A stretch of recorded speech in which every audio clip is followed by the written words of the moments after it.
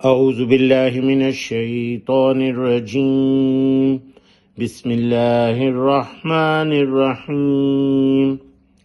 گزشتہ سبق میں ہم پڑھ رہے تھے، اللہ سبحانہ فرماتے ہیں کہ یاد کرو جب تمہیں یعنی مومنین کو دکھایا اللہ تعالیٰ نے ان کافروں کو، جب آمنے سامنے ہوئے تو مومنین کی نظروں میں وہ انہیں تھوڑا دکھایا، قلیل تعداد میں دکھایا کافروں کو۔ اس سے مومنین کے حوصلے بڑھے، تاکہ مومنین جو ہیں ان کے حوصلے بڑھیں۔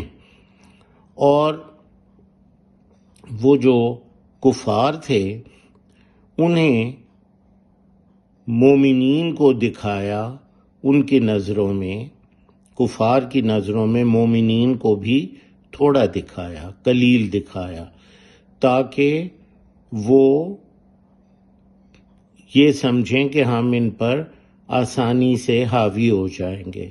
تو اصل میں اللہ سبحانہ نے پورا کرنا تھا اس کام کو جو کیا جانے والا تھا، یعنی حق اور باطل میں فیصلہ کرنا تھا کہ کون حق پہ ہے اور کون باطل پہ ہے۔ تو اس لیے اللہ سبحانہ نے مومنین کو انہیں تھوڑا دکھایا تاکہ ان کی ہمت افزائی ہو، اور ان کی نظروں میں مومنین کو تھوڑا دکھایا تاکہ وہ بھاگیں نہیں اور ان کو وہ یہ سمجھیں کہ ہم ان پہ آسانی سے حاوی ہو جائیں گے۔ آج ہم نے یہاں سے شروع کرنا ہے، وَإِلَى اللَّهِ تُرْجَعُ الْأُمُورُ، اور اللہ ہی کی طرف لوٹائے جاتے ہیں تمام امور، تمام کام۔ الی اللہ، اللہ کی طرف۔ ہم کہتے ہیں نا رجوع الی اللہ، اللہ کی طرف رجوع کرنا، تو یہ ترجع میں رجع رجوع کا ہے، لوٹائے، ترجع لوٹائے جاتے ہیں۔ امور امر کی جمع، کام، جیسے ہم کہتے ہیں امور خانہ داری، گھر کے جو کام کاج ہیں، تو امور تمام کام، تمام امور اللہ کی طرف لوٹائے جاتے ہیں۔ یا ایھا الذین آمنوا اذا لقیتم فئۃ فاثبتوا واذکروا اللہ کثیرا لعلکم تفلحون۔ اے وہ جو ایمان لائے ہو، جب آمنے سامنے ہو، ملاقات ہو تمہاری، یا بھیڑو تم کسی جماعت سے یعنی کفار سے، تو جم کر رہو، ثابت قدم رہو، اور ذکر کرو اللہ تعالیٰ کا کثرت سے تاکہ تم فلاح پاؤ۔ یا ایھا الذین آمنو، اے وہ جو ایمان لائے ہو، آمن ایمان لانا، اذا لقیتم جب ملاقات ہو تمہاری، آمنے سامنے ہو تم، لقایا ملاقات ہے، اس کا مطلب ملاقات سے ہے یہ، لقایا ملاقات، آمنے سامنے ہونا، بھیڑنا یعنی جنگ میں بھیڑو، فئتن یہ گرے کلر میں ہے، اردو میں استعمال نہیں ہوتا، اس کا مطلب ہے جماعت یا کوئی گروہ کفار کا۔ فاثبتوا تو جم کر رہو، ثابت قدم رہو، ثابتا ثابت قدم رہنا، جم کر رہنا، واذکروا اور ذکر کرو، یاد کرو اللہ تعالیٰ کو، کثیرا واذکروا اللہ اور ذکر کرو اللہ تعالیٰ کا، کثیرا کثرت سے،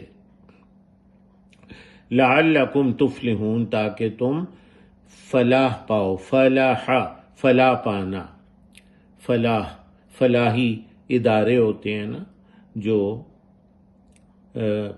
کسی کو مشکل میں سے نکالتے ہیں، تو فلاحی اسی سے ہے، فلاح پاؤ، کامیاب ہو جاؤ تم، اور جو مومن ہے اس کی فلاح جو ہے وہ اللہ کی خوشنودی میں ہے، تو اللہ کی خوشنودی حاصل کرنے کے لیے اور فلاح پانے کے لیے اللہ تعالیٰ کا ذکر کرو کثرت سے۔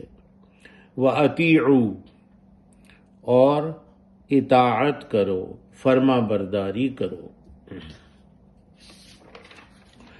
وَأَطِیعُوا اللَّهَ، اور اطاعت کرو اللہ تعالیٰ کی۔ وَأَطِیعُوا اللَّهَ وَرَسُولَهُ، اور اس کے رسول کی۔ وَلَا تَنَازَعُوا فَتَفْشَلُوا وَتَذْهَبَ رِيحُكُمْ وَاصْبِرُوا، اور اطاعت کرو، فرما برداری کرو اللہ تعالیٰ کی اور اس کے رسول کی۔ وَرَسُولَهُ، وَلَا تَنَازَعُوا، اور نہ تم تنازع کرو، جھگڑا کرو باہم۔ فَتَفْشَلُوا، کہیں ہمت ہار بیٹھو۔ فَشَلَ، یہ پہلے بھی لفظ آیا ہے۔ تنازع جھگڑا، تنازع اردو میں ہم استعمال کرتے ہیں۔